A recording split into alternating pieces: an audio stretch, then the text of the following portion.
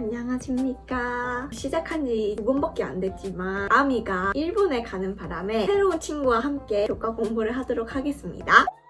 6월 29일 안식일 오늘의 제목은 하나님 사랑의 승리입니다. 저번 주 교과에서 말했던 것처럼 결론은 정해져 있다. 하나님의 복음이 승리한다. 그래서 이번 과는 하나님께서 승리하는 그 장면을 말해주는 내용인 것 같습니다. 소망이 있기에 우리는 오늘을 살아갈 용기를 가진다. 어려운 시기가 다가오고 어떤 고통이든 견디고 겪어야 할 시련과 슬픔이 무엇이든 간에 더 나은 날이 올 것이라는 희망이 있다면 우리는 오늘을 기쁘고 의미 있게 살 수 있다. 저번 주에는 대쟁투의 내용이었다면 이번 주는 대쟁투 진짜 제일 끝, 제일 최종 부분인 것 같아요. 학습 깨닫기, 대쟁투가 마칠 때 죄는 사라지고 하나님이 승리하며 공의와 사랑의 나라가 회복될 것이다. 느끼기, 오늘 나의 선택이 영원한 운명을 결정하는 중요한 선택임을 느낀다. 오늘 내가 선택하는 게 평생의 결과를 초래한다. TMI 위로 1번, 당신이 가장 고대하고 바라는 소망이 있다면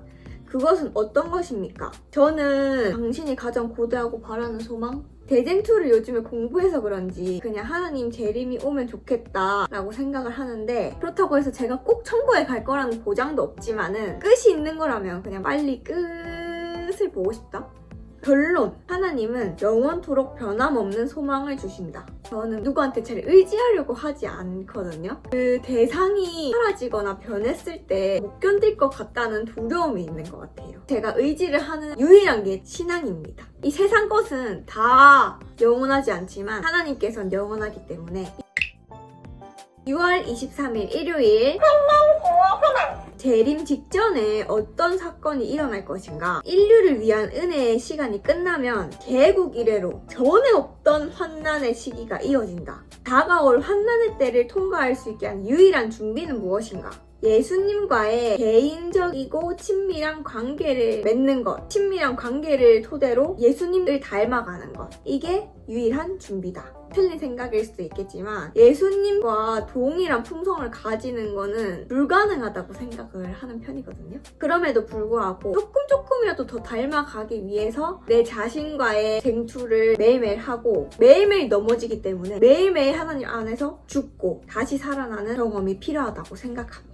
하나님은 고난의 때 우리를 어떻게 보호하겠다고 약속하시는가? 성경절을 제가 미리 찾아봤는데요. 시편에 보면은 1000명이 내 왼쪽에서 10,000명이 내 오른쪽에서 엎드러지나 이 재앙이 너에게 가까이 하지 못하리로다. 이런 생각도 했어요. 1000명이 내 왼쪽에서 죽고 10,000명이 내 오른쪽에서 죽어도 나한테는 그 재앙이 안 온다, 이렇게 말을 하고 있잖아요. 진짜 하나님이 나와 함께 해주실 것 같고 너무 감사하다고 생각이 들 수도 있는데, 진짜 이런 상황이 왔을 때 하나님께서 나를 이렇게 보호하고 계심에도 불구하고 나는 이 상황에서 온전히 감사할 수 있는 사람일까? 지금 내 주변 사람 다 죽고 있다, 이렇게 원망을 하는 사람일까? 언제나 하나님께 감사하는 사람이 되고 싶은데 그런 확신을 가지지 못하는 제가 아직 멀었다는 생각이 들었습니다. 교훈을 보면 고난의 때에도 하나님의 백성은 세상 무엇과도 바꿀 수 없는 예수님과의 깊은 인격적 관계를 맺는다. 감정이나 육체가 상황이 안 좋아질 때 아이러니하게 하나님과 엄청 긴밀하게 소통하는 기분이 들 때가 있어요. 정말 하나님과 가까이 계속해서 소통하는 사람들은 고난할 때 안 힘들 것 같아요. 어디에 최면에 걸린 것처럼 하나님과 함께 동행을 해서 붕 뜨는 느낌으로 어렵지 않게 대쟁투의 시기를 잘 견디지 않을까? 오히려 지금 원하는 시기가 와서 흥분하지 않을까. 묵상의 맨 마지막 줄에 보면 우리의 유일한 소망은 예수님께 영원히 함께하는 것이 될 것이다. 제 소망은 제 인생이 하나님 뜻에 빗나가지만 않는 거예요. 나한테 고난이 와도 돼. 하나님이 나를 떠나서 온 고난만 아니면 된다. 기도. 분명한 하나님의 약속을 알면서도 흔들리는 우리의 연약한 믿음을 불쌍히 보옵소서. 너희는 그의 나라와 그의 일을 구하라. 나머지는 다 내가 알아서 해주겠다. 그렇게 분명히 약속을 하셨는데 그렇게 살고 싶은 것도 진짜 맞아. 근데 뒤돌아서면 걱정을 하는 거예요. 내가. 난 그게 너무 어이가 없어. 그리스도인의 인생은 사람의 머리로 생각하는 방향성이 절대 아니라는 것을 잊지 않았으면 좋겠어요. 한치 앞을 생각하지 않고 하나님의 기별을 전하기 위해서 내 모든 걸 바치고 이런 사람이 되고 싶은데 어떻게 하는 건지 솔직히 잘 모르겠어요. 6월 24일 월요일, 예수님의 임박한 재림에 대한 소망. 다가올 환난의 때 예수님은 너희는 마음에 근심하지 말라 라고 얘기를 하고 계십니다. 이 세상은 우리의 집이 아니다. 더 좋은 날이 다가오고 있다. 그래서 우리는 마음에 근심을 하지 말자, 제발. 적용! 하나님께서 당신에게 어떤 소망을 주셨는지 생각해 보십시오. 하나님께서 우리와 함께 하시겠다는 약속, 버리지 않을 거라는 약속. 근데 버리지 않을 거라고 해서 막 막나이처럼 살면 안 되겠지. 그럼 버려져. 6월 25일 화요일, 천년기 동안의 지구. 이거가 이제 천년기에 대해서 나오고 있습니다. 천년기가 뭐냐? 마지막 때 차례가 쭉쭉쭉 있잖아요. 재림이 와가지고 하나님이 빰빠밤 하고 내려왔어요. 그러면은 살아있는 의인들과 죽었던 의인들 무덤에서 쥐 올라와가지고 하나님 이렇게 하면서 하늘로 올라간다. 그래서 구름에서 하나님을 영접한다. 의인들은 이제 하늘로 쭈르륵 올라가요. 그러면 이 땅에는 의인들이 다 없어.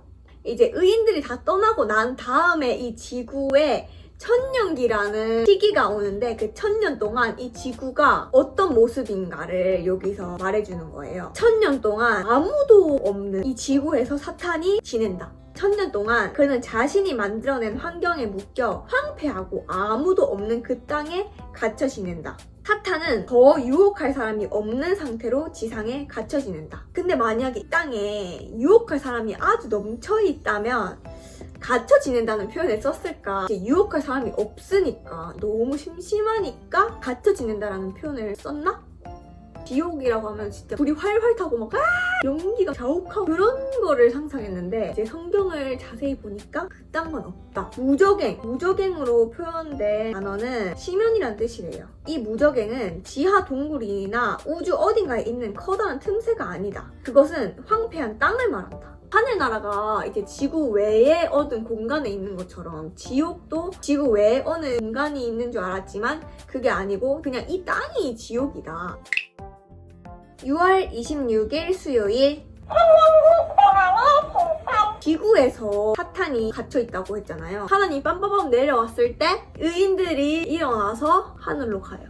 이 땅에 혼자 사탄이 천년 동안 심심하게 있다. 그러면 그때 하늘에 올라간 사람들은 천년 동안 뭐하냐, 그걸 이제 말을 해주는 거예요. 의인들은 천년 동안 무엇을 하게 되는가? 요한계시록 보면 왕노릇 한다고 되어 있어요. 그래서 올라가가지고 이제 밑에서 ENFP 사람 좋아하는 사탄이 혼자서 이렇게 외롭게 골골대는 동안 의인들은 올라가서 이제 살판 나는 거죠. 뭐 하나님 만나가지고 모세 만나고 하나님 이거는 이랬어요. 너무 힘들었어요. 파티다. 그리고 우리가 올라가서 천년 동안 왕노릇을 한다. 사람은 죄를 경험했잖아요. 그 죄 속에서 굳건히 하나님의 믿음을 지킨 사람들이기 때문에 왕노릇을 하게 된다. 천년이 끝났습니다. 천년기가 끝나면은 이제 어떤 일이 일어나냐. 천년이 끝나면 예루살렘 성이 이 땅으로 다시 내려온다고 했어요. 그리고 이 예루살렘 성을 보기 위해서 땅에 묻혀있던 악한 사람들이 심판이랑 최종 형벌을 받기 위해 살아나요. 고통을 주기 위해서. 야, 너희들 약 오르지? 이렇게 하려고 깨우는 게 아니고 하나님의 심판이 얼마나 정당했는지를 보여주기 위해 의인과 악인 모두에게 공정하게 보여주는 거예요. 양쪽에서 하나님의 심판을 본다. 근데 여기 진짜 웃긴 게 천년기가 끝날 때 죽었던 악한 자들은 심판을 받기 위해서 부활한다 돼 있잖아요. 이제 사탄은 이 천년 동안 너무 힘들다가 진짜 너무 심심하다가 자기 편들 슉 일어나는 거지. 그는 대쟁투에 연이어 패배를 겪었지만 악한 자들의 거대한 무리를 보면 이제 용기를 얻는데요. 내 생각에는 비참해야 되는데 왜 용기를 얻을까? 사탄은 이들에게 하느님 나라를 정복하고 자신의 왕국을 세우기 위해 마지막 큰 노력 부축인데요. 사탄과 그의 추종자들은 지구에 내려온 그 예루살렘을 둘러싼다고 되어 있어요. 바퀴벌레가 어차피 죽을 건데 이렇게 막 이렇게 바둑바둑 하는 것처럼 둘러싼다 이 말이야. 뭔가 좀 위로가 되는 게 악인들이 부활하면은 이 땅에 예루살렘이 온 거를 보면은 와, 진짜 하나님이 맞았네. 와, 내가 왜 그때 하나님 안 믿었을까? 이렇게 안 하고 예루살렘 보자마자 그것도 정복한다고 둘러싸는 게 너무 사람은 이렇게 안 변하는구나. 패심의 가능성이 1도 없는 사람들이 마지막에 악인의 편이구나. 천년기가 끝나는 때 악인들이 살아나는 것만 아니라 거룩한 성 새 예루살렘도 하늘에서 이 땅으로 내려온다. 성도들은 천년기 동안 새 예루살렘에서 그리스도와 함께 살며 통치해온 그리고 천년기가 끝날 때 이 도성은 하나님, 예수님, 천사들 그리고 모든 구속받은 자들, 모든 의인들과 함께 이 땅에 내려온다. 그들 모두는 대쟁투의 마지막 전투의 자리에 함께한다. 연극이 끝나고 등장인물 쫙 다 나오는 것처럼 이 대쟁투와 이 우주의 모든 싸움에 함께한 사람들이 모두 한자리에 모이는 거예요.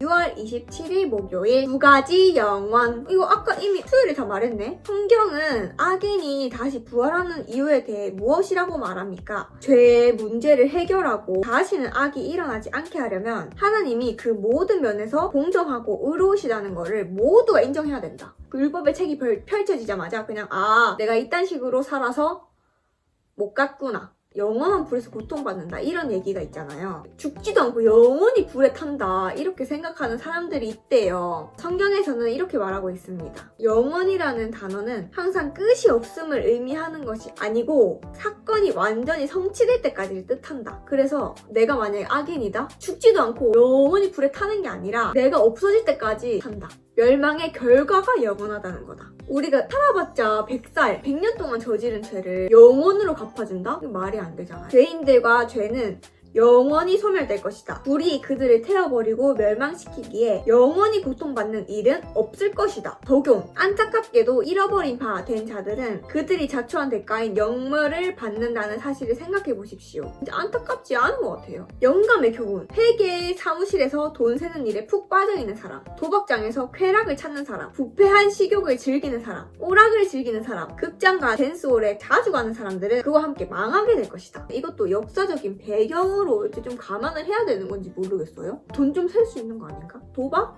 도박은 좀 모르겠지만 부패한 식욕을 즐기는 사람, 뿌링클이랑 불닭볶음면? 영화 좀 볼 수 있지 않나? 제가 지금 조금 하나님과 멀어져서 지금 그런 걸까요? 마지막 6월 28일 금요일. 금요일에는 하늘나라 가면 어떤 모습일지를 그냥 쭉 설명해 준 것 같아요. 다음 주에 뵙도록 하겠습니다. 안녕!